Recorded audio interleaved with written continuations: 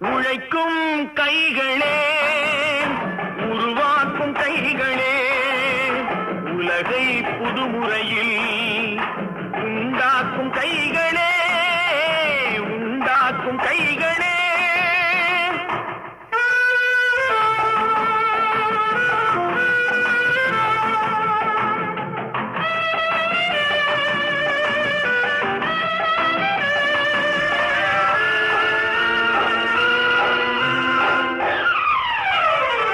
உலகம் எங்கும் தொழில் வளர்க்கும் மக்கள் ஒன்றாய் கூடுவோம். ஒன்று எங்கள் ஜாதி என்று ஓங்கி நின்று பாடுவோம். சமயம் வந்தால் கருவி ஏந்தி போர் முனை